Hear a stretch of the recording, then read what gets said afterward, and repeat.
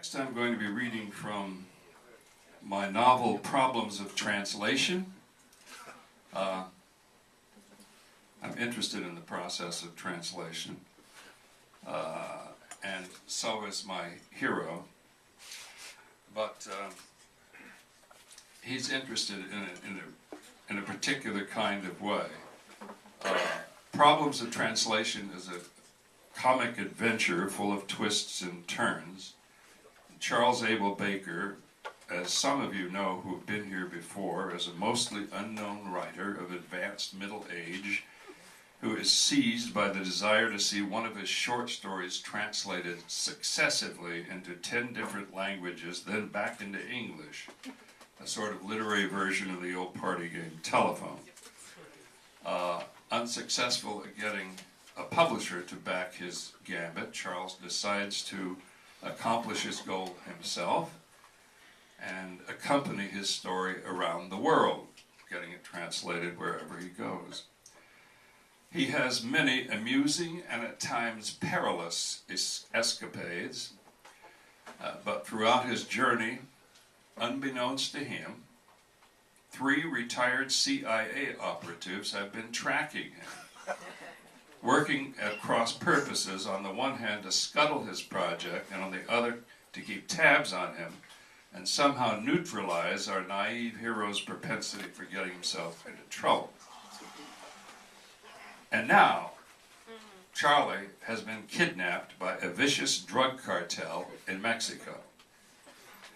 So last December, I read a selection right here in this venue in which, with Charlie dangerously disappeared in Mexico, these 3 ex-spooks were summoned to a meeting to see what could be done to rescue him. And tonight, I'm going back to Mexico, where our hero now sits, terrified, in captivity.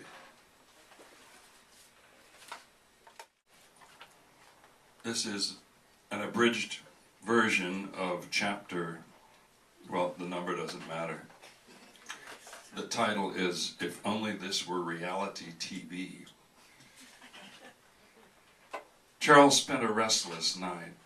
The hard, narrow bunk bed, which he'd had no trouble adjusting to the previous night, was like a bed of brambles now. It pricked and pained him no matter which way he turned. Came a time when he was sure it was morning, when he could not wait to be lifted away from this cell and taken to another location. Yet he feared that destination equally, that interrogation room, that altogether different world where he had witnessed, like being thrust into the middle of a Hollywood slasher film, the cold-blooded murder of a young boy. Cartagena had placed the barrel right against that alabaster, wrinkle-free forehead and blown out the back of the boy's skull, blood and brains splattering over the floor instantly. Dead instantly. 1 minute smiling openly, though not understanding why he'd been asked to kneel. The next moment, oblivion. Done for no other reason. Well, they said he was a spy, but weren't they saying the same thing about him? Then to convince Charles that the same fate awaited him if he didn't cooperate. But how could he cooperate? He was not a spy. A short while later, he was led back into the interrogation room. He struggled to keep from trembling. When they seated him across from the colonel, he glanced at his face, a sly smile. The guard stationed at the door was utterly impassive. Charles decided not to wait for questions. Senor Cartagena, Colonel, please, allow me to tell you something right off the bat, okay? I have been... Of course, talk to me. I love to hear you talk. I am not a hero. I am not courageous or brave or anything of the kind. But I have to tell you, because it is the truth, because there's nothing else I can tell you, I am not a spy. I am a writer. The story that seems so absurd to you, so suspicious, is absolutely true. I'm a writer who got the idea in his head, perhaps silly, perhaps profound, to see one of his own short stories translated into 10 different languages, then back into English. I simply wanted to see the end result. Charles could hear his words cascading out, but was that really his voice, so very high? Slow down, he told himself. Sir, as you yourself suggested yesterday, I would make a terrible spy. I don't know how to keep my information to myself. What I know, what I usually tell to whoever will listen as soon as I discover what it is. Someone laughed. Was that his own voice?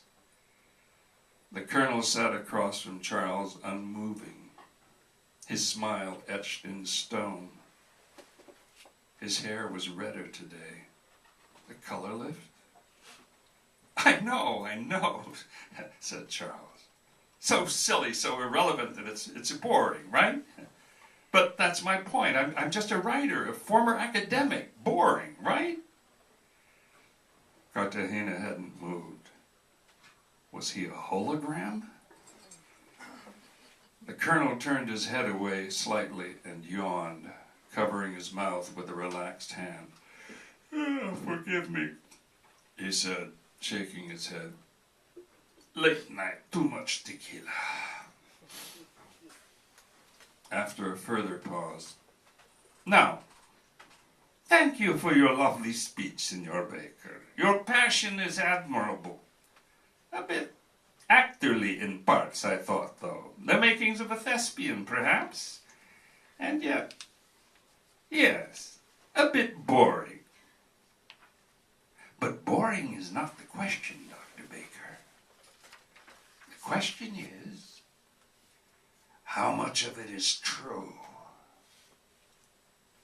At that point, a cell phone rang in the pocket of the guard at the door. The colonel stopped speaking immediately. The guard listened for a moment, then, without a word, crossed the room and handed over the phone. Cartagena listened alertly for perhaps a minute and a half. Then he grunted incomprehensibly, snapped the phone shut, and tossed it back to his guard. He looked down for a moment, his hands flattened against the table. Then he looked up again at Charles. Another smile on his face. A different smile. And I have my answer, he said. And I'm going to continue on with a further chapter. A couple of chapters later. This one is called The Present is Past, the Past Present. The location has not changed. Signor, usted tiene un visitante. Charles rose from his bunk bed, groggy. It was the middle of the afternoon, but he'd been taking a nap. Why not? Everybody else did. It had surprised him at first. He'd never have suspected that members of a vicious drug cartel who prided themselves on their modern methods still clung to the Mexican custom of the siesta. He struggled to comb traces of a vivid dream from his mind and concentrate on what the boy was telling him. The hard afternoon sunlight slanted through the one narrow window in his small room, making him squint and shield his eyes with a cupped hand. A visitor, he said. Para mí. Si?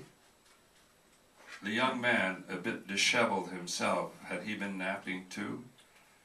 Bore a look Charles found difficult to fathom. Respect, was it? El arzobispo de Mexico quiere hablar con usted. Charles' jaw dropped. Then he grinned and chuckled. Of course, he said. The Archbishop of Mexico. Why not the Pope? Porque no es la Papa. His rouser, whom he knew to be called Pepe, looked concerned.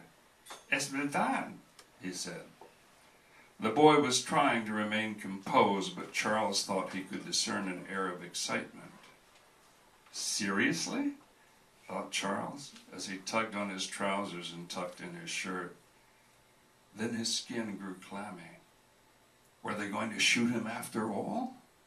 Was this to be last rites? Wouldn't a simple priest do?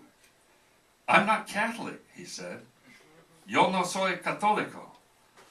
Pepe shrugged. No es importa, he whispered. Come with me, please. Puzzled, apprehensive, Charles followed the boy out the door of his room. Their path led along a corridor, then left through another, then right along still another. Charles had been out of his room only a handful of times since his last interrogation, weeks and weeks ago, and was aware that the building had many dimensions to it. But now he was ushered into a large room he'd never seen, with a carpeted floor, a desk, and several upholstered chairs. A few mirrors hung round about as well, and several portraits. Even a couple of bookcases, heavy with leather-bound volumes. The room had warmth to it, and the fireplace along one wall added to its sense of comfort and coziness. He stood in the middle of the room and turned to face the door. "I am ready to receive," he announced pompously. His posture would have fooled no one, of course. Whatever this was, he was hardly ready for it. Pepe departed. Was that a little bow he had executed as he left? Several moments later he returned, escorting what was surely an hallucination. Or the first to arrive guest at a costume party? Before Charles stood a man of modest stature, outfitted in a scarlet cassock, with a lace-trimmed ankle-length white ruche over that, and finally a red cape, all of which Charles remembered from reading about the medieval church during his graduate school days, was the habit of a cardinal. The cape was called a mosetta, he believed, and sure enough, a red skull cap completed the outfit. Was that a zucchetto or a biretta? He could not remember. In any event, someone had certainly gone all out to give him a moment's amusement. But then he spied the bishop's ring, and something changed. A little thrill ran through him. This guy could be real. "Senor Baker," said his hallucination, or possibly his actual visitor, because when he heard the voice, 3 cherries clicked into place on the face of some imaginary slot machine. He could never forget that voice. "Holy Mother of God!" exclaimed Charles. "Nacho?" Out of the corner of his eye he noticed that Pepe was as puzzled by his outburst as Charles was confounded by what he saw. The man smiled ever so slightly, then lifted one of his beautifully costumed arms and gestured toward the door and its young guardian. In a gentle but authoritative voice, he said in Spanish, "Leave us, please." The door closed and they were alone. "Holy Mother of God, indeed," said Ignacio. "Yes, Charlie, it is me."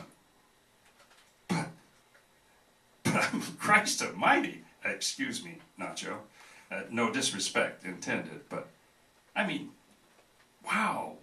Why are you dressed this way? I had a feeling when we were kids, just before you moved away, that you were headed toward becoming a priest, but wow. Are these vestments for real? Are you really a bishop? And a Mexican bishop at that? "I am for real, Charlie.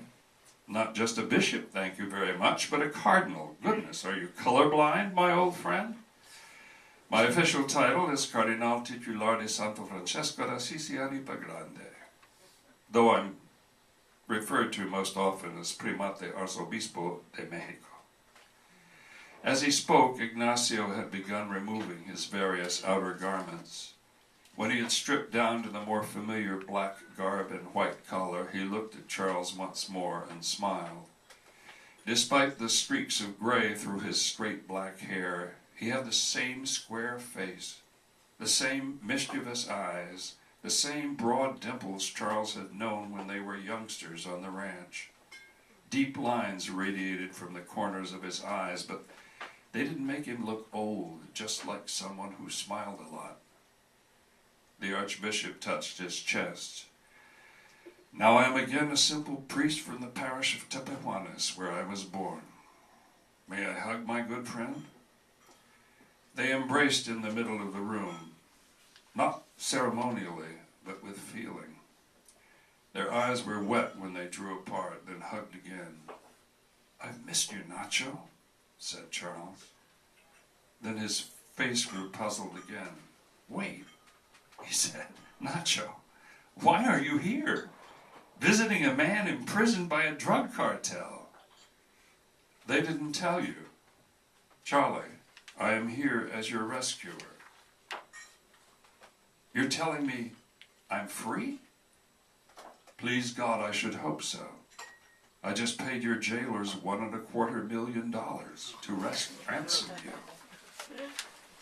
Thank you.